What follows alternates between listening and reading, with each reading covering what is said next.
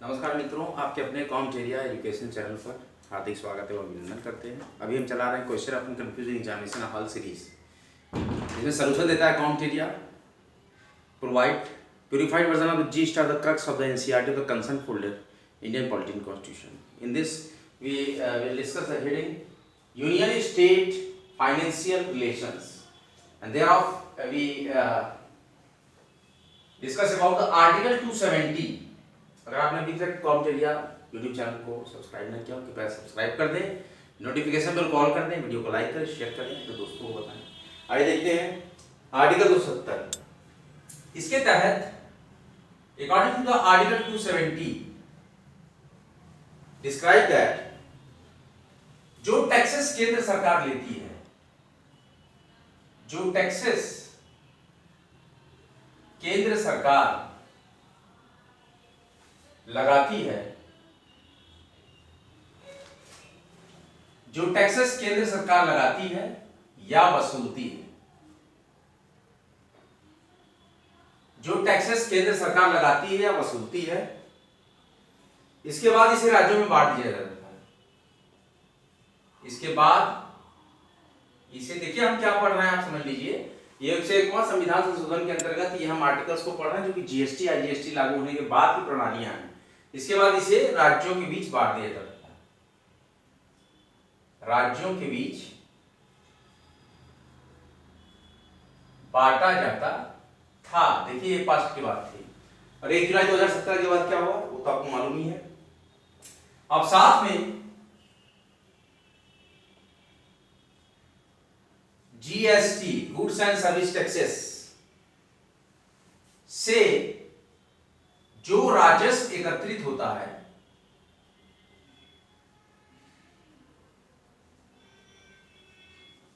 अब जीएसटी से जो राजस्व एकत्रित होता है उसमें अर्थात मतलब पूरा सार क्या है, या सीजीएसटी और सेंट्रल जीएसटी और इंटरनेशनल जीएसटी आईजीएसटी में केंद्र का जो आधा में, केंद्र मतलब संघ मतलब केंद्र का जो आधा, आधा का मतलब हाफ, केंद्र का जो आधा हिस्सा है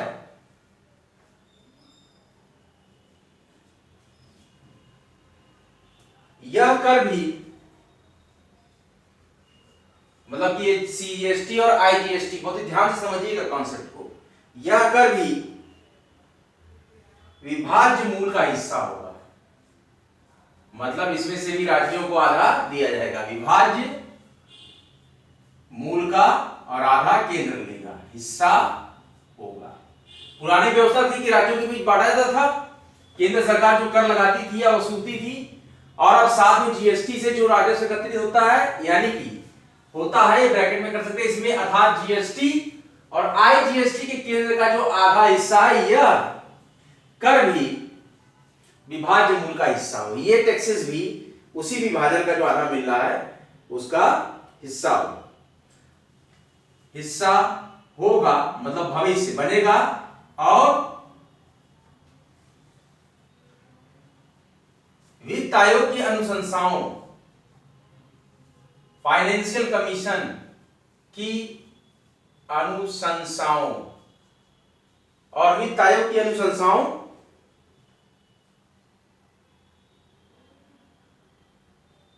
के अनुसार केंद्र और राज्यों के बीच, के अनुसार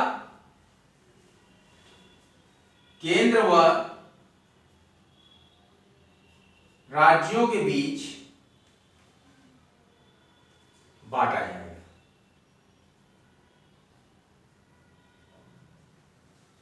मतलब कि ये जो टैक्सेस है सीजीएसटी और आईजीएसटी, इनको भी जो आधा हिस्सा होगा केंद्र का, उसको भी कर विभाज्य का मूल हिस्सा माना जाएगा। मूल हिस्सा मतलब main root of the taxes. और वित्त आयोग की अनुशंसाओं के अनुसार केंद्र व राज्यों के बीच भी इनका आधा आधा हिस्सा बांटा जाएगा। यह अनुच्छेद 270 का था, आर्टिकल 270। एंड आर्टिकल 271 डिस्क्राइब ये सारा कुछ हम 101 कॉन्स्टिट्यूशन अमेंडमेंट 101वां संविधान संशोधन के तहत यहाँ रीड कर रहे हैं हम। केंद्र राज्य के बीच संबंध जीएसटी हमारा है 101वां संविधान संशोधन अधिनियम 2016 have elaborated the some very important articles in which it describe separately the all articles which will be have cleared the concerned concept।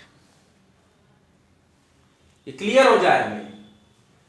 Article 271 क्या कहता है? आर्टिकल 271 दो बातें समाहित हैं। क्या समाहित है? दो बातें इसमें हैं। कौन कौन सी दो बातें आर्टिकल 271 में? अधिभार और उपकर। अधिभार एवं उपकर, सब टैक्सेस। केंद्र सरकार पहला अधिभार है, दूसरा उपकर है, सब टैक्सेस। केंद्र सरकार के पास विशेष उपाय थे, इससे संबंधित अधिभार और उपकर से विशेष अधिकार थे।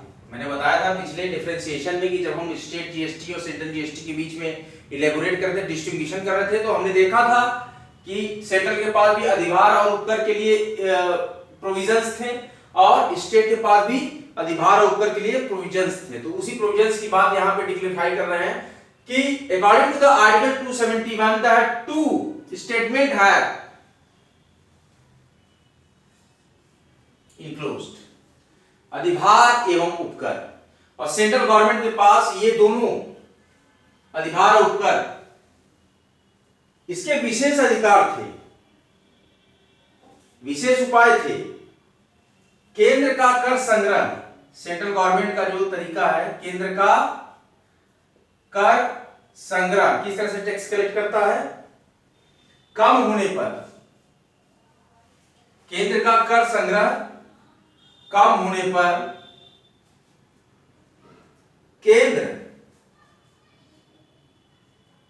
केंद्र का कर संग्रह कम होने पर केंद्र क्या करता है? आर्टिकल 269, अब देखिए नया आर्टिकल है, आर्टिकल 269 एंड आर्टिकल 270 के तहत, एंड आर्टिकल 270 के तहत में, इन दोनों आर्टिकल में जो टैक्सेस का प्रावधान था, provision in the article 269 and article 270, उन पर इन प्रावधान था जिन कर पर, उन पर अधिभार या उपकर,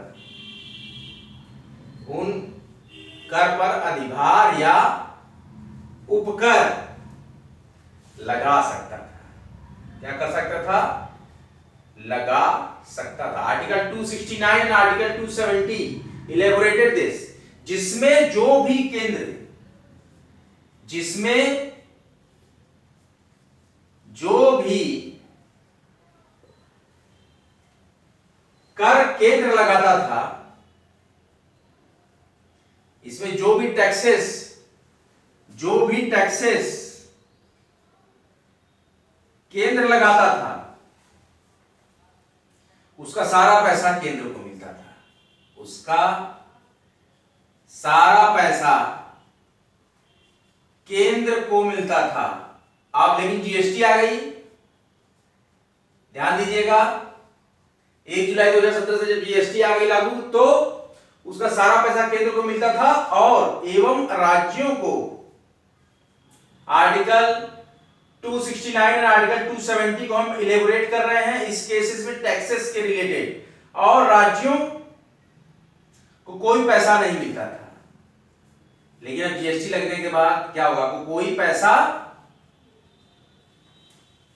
नहीं मिलता था। लेकिन अब जब आईजीएसटी और सीजीएसटी लग गया है तो क्या होगा? परिवर्तन देखिए।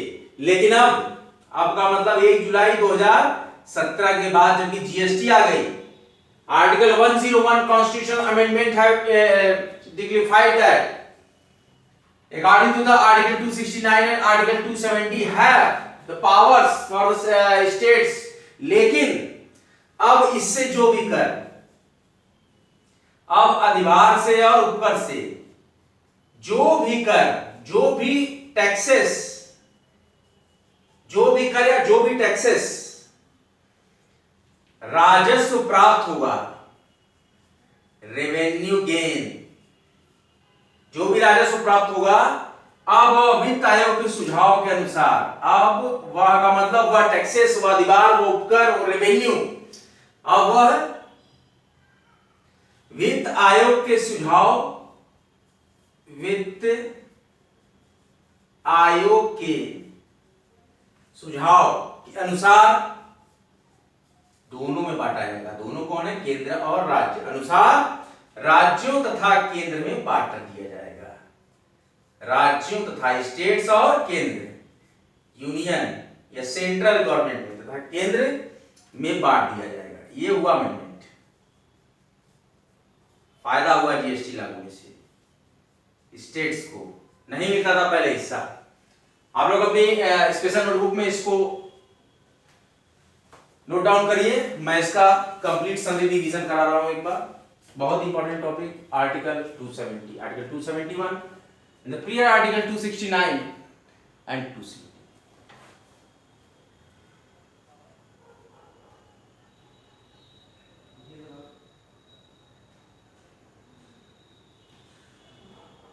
You have discussed about the 101 constitutional amendment 2016 have declared as the union and state relation between the financial relations. According to the article 270, इसके तहत जो कर केंद्र सरकार लगाती है या वसूलती है, इसके बाद इसे राज्यों के बीच बांटा जाता था। अब साथ में ही जीएसटी से जो राजस्व एकत्रित होता है, इसमें सीजीएसटी और आईजीएसटी के साथ ही साथ केंद्र का आधा हिस्सा है। ये टैक्सेस भी विभाज्य मूल का हिस्सा होगा और वित्त आयोग की अनुशंसाओं के अनुसार केंद्र और राज्यों के बीच बांटा जाएगा। किसके बीच? केंद्र और राज्यों के बीच बांटा जाएगा। अकॉर्डिंग टू द आर्टिकल 271, दो स्टेटमेंट इसमें पूरा इनहेल्ड होते हैं, समाहित होते हैं। पहला होता है अधिभार और दूसरा होता है उपकर। केंद्र सरकार के पास विशेष अधिकार थे। केंद्र का कर संग्रह कम होने पर केंद्र आर्टिकल 269 और आर्टिकल 270 में जो कर का प्रावधान था, उन पर अधिभार या उपकर लगा सकता था, जिसमें जो भी कर केंद्र लगाता था उसका सारा पैसा केंद्र को, उसका सारा पैसा केंद्र को मिलता था। लेकिन और राज्यों को कोई पैसा नहीं मिलता था। देखिए, लेकिन अब 1 जुलाई 2017 के बाद इसमें जो की कर राजस्व प्राप्त होगा, अब वह वित्त आयोग के सुझाव के अनुसार राज्यों तथा केंद्र में बांट दिया जाएगा। ये इंपॉर्टेंट यहां पे डिक्लेरिफिकेशन है। I hope you are note down the such important topic on your notebook that have erased the some topics. We start some new topics, subtopic under the GST. 101 Constitutional Amendment 2016, ये खत्म हो गया हमारा topic. 101वां संविधान संशोधन 2016 हमने सफलतापूर्वक पढ़ लिया। अब हम फाइनेंस कमीशन के बारे में डिस्कस करेंगे। We have discussed about the finance commission.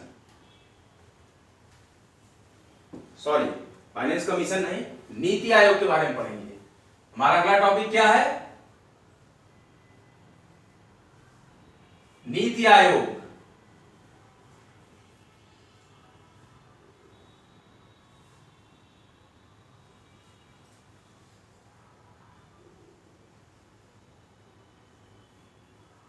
नीतियां बनाते हैं, नीति आयोग।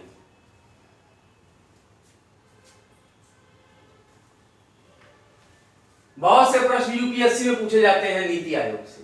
कई प्रश्नों को मैंने देखा है, महसूस किया है, विद्यार्थी अक्सर गलतियां कर जाते हैं नीति आयोग के क्वेश्चंस में। बहुत ही सिंपल और बहुत ही सिस्टमैटिक टॉपिक है नीति आयोग।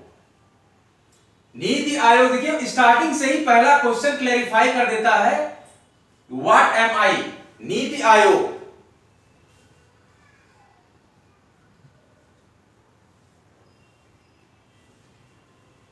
ना तो संवैधानिक है, नीति आयोग ना तो कॉन्स्टिट्यूशनल है,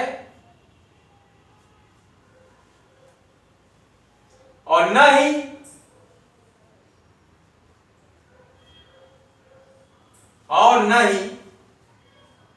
वैधानिक। नीति आयोग ना तो संवैधानिक है और न ही वैधानिक।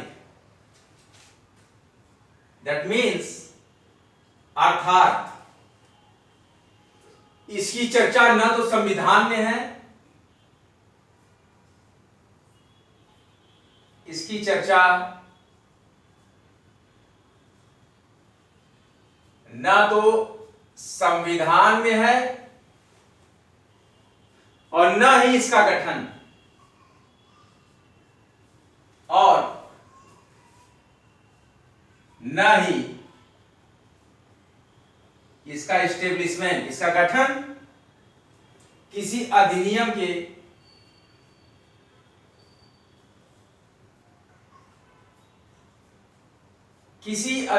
के माध्यम के द्वारा हुआ है।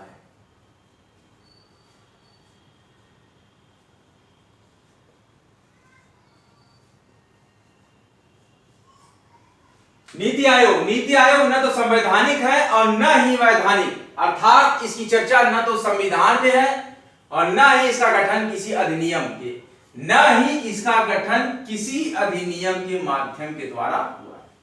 कोई एक्ट नहीं।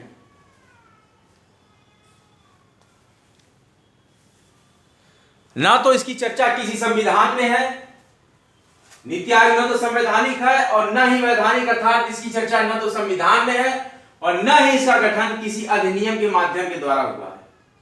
यह आयोग नीति आयोग केंद्र तथा राज्य स्तरों, केंद्र तथा राज्य स्तरों पर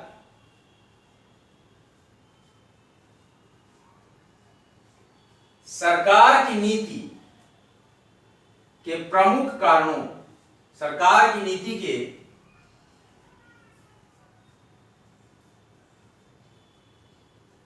प्रमुख कारणों के संबंध में महत्वाकांक्षी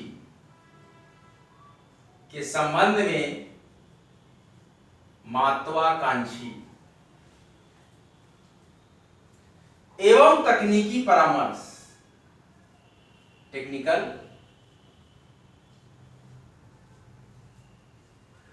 तकनीकी परामर्श उपलब्ध कराता है,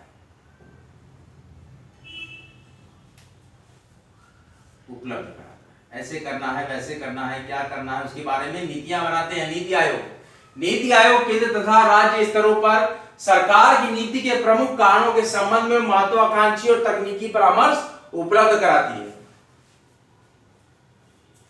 भारतीय राष्ट्रीय परिवर्तन संस्थान, भारतीय राष्ट्रीय परिवर्तन संस्थान यानी नीति आयोग, NITI,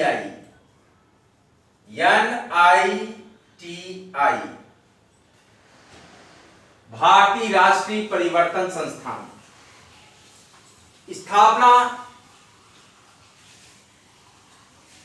इसका एस्टेब्लिशमेंट क्या था? एक सरकारी संकल्प द्वारा, गवर्नमेंट है, सरकारी संकल्प द्वारा, एक सरकारी संकल्प द्वारा 1 जनवरी 2015 1 जनवरी 2015 को की गई।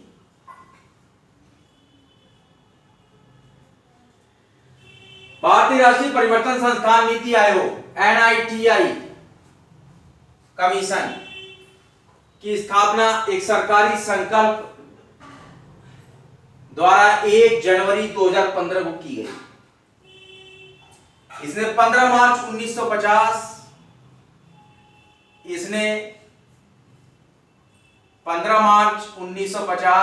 योजना आयोग था। इसने 15 मार्च 1950 को एक संकल्प द्वारा स्थापित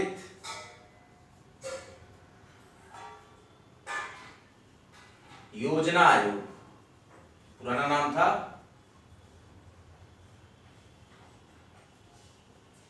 स्थापित योजना आयोग का स्थान ले लिया इसकी जगह पर। आ गया भारतीय राष्ट्रीय परिवर्तन संस्थान NITI नीति आयोग की स्थापना एक सरकारी संकल्प द्वारा 1 जनवरी 2015 को की गई। इसने 15 मार्च 1950 को एक संकल्प द्वारा स्थापित योजना आयोग का स्थान ले लिया। नीति आयोग ने केंद्र तथा राज्यों के वित्तीय संबंधों को केंद्र तथा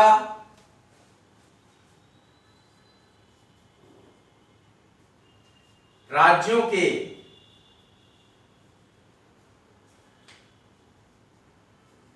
वित्तीय संबंधों को जितना वित्त आयोग प्रभावित नहीं करता, जितना वित्त आयोग प्रभावित नहीं करता, उससे अधिक नीति आयोग, देखिए कितनी वैल्यू है इसकी, उससे अधिक नीति आयोग भारतीय राष्ट्रीय परिवर्तन संस्थान, इससे अधिक नीति आयोग करता है, प्रभावित करता है। नीति आयोग न तो संवैधानिक और न ही वैधानिक है, अर्थात इसकी चर्चा न तो संविधान में है और न ही इसका गठन किसी अधिनियम के माध्यम के द्वारा हुआ है। यह आयोग केंद्र और राज्य स्तरों पर सरकार की नीति के प्रमुख कारणों के संबंध में महत्वाकांक्षी और तकनीकी परामर्श उपलब्ध कराता है। भारतीय राष्ट्रीय परिवर्तन संस्थान नीति आयोग NITI कमीशन की स्थापना एक सरकारी संकल्प द्वारा 1 जनवरी 2015 को की गई। इसने 15 मार्च 1950 को स्थापित राज्यों के एक संकल्प द्वारा स्थापित योजना आयोग का स्थान ले लिया। इसका योजना आयोग का स्थान ले लिया। केंद्र तथा राज्यों के वित्तीय संबंधों को जितना वित्त आयोग प्रभावित नहीं करता, उससे ज्यादा नीति आयोग करता है। क्या करता है? प्रभावित नीति आयोग करता है। आज का लेक्चर आपको कैसा लगा? इसको लिखिएगा, बताइएगा, कमेंट बॉक्स में कमेंट कीजिएगा। लेक्चर अगर अच्छे लगे लेक्चर को लाइक कीजिएगा, शेयर कीजिएगा, चैनल को सब्सक्राइब कीजिएगा। आज हमने छोटा सा लेक्चर दिया, आगे हम इसको और कंटिन्यू करेंगे और धीरे धीरे लेक्चरों की श्रृंखलाएं बढ़ती जाएंगी। इसी प्रकार के रोमांचक लेक्चर देखने के लिए आप बराबर ट्यूनिंग करें आपके अपने महत्वपूर्ण एजुकेशन चैनल YT प्लेटफॉर्म पर कॉम्पिटेरिया नित्य नियमित इसी प्रकार के महत्वपूर्ण विषयों पर परीक्षा उपयोगी लेक्चर जो कि UPSC, PCS, SSC, one day and all type main examination के लिए बहुत ही उपयोगी लेक्चर लेकर आएगा। कंप्लीट जिस्ट ऑफ क्रक्स हम लाते हैं NCERT का, और मैं I try my best to perform on that platform for the concern folder in polity and constitution that है the all students, aspirants, competitors have a progressive mind to attempt the questions at the time of the examination hall, and they have no fear when they watch Competeria Education Channel. Next lecture after the some time, कुछ दिनों बाद, कुछ समयों बाद, या अगली meeting हमारी जब होगी उसमें हम एक नए लेक्चर लेकर आपके समक्ष आएंगे। और अपने दोस्तों को, मित्रों को बताइए कि इंडियन पॉलिटी कॉन्स्टिट्यूशन के ऐसे लेक्चर्स कॉम्टेरिया वाईटी प्लेटफॉर्म पर स्टार्ट हैं और इसी चर्चाओं के दौर को हम आगे फिर बढ़ाएंगे। अगला लेक्चर बहुत ही जल्द लेकर हम आपके समक्ष आएंगे। तब तक के लिए जय हिंद, जय भारत। वीडियो को लाइक करते रहें, कॉम्टेरिया वाईटी चैनल को सब्सक्राइब करें। जय हिंद, जय भारत।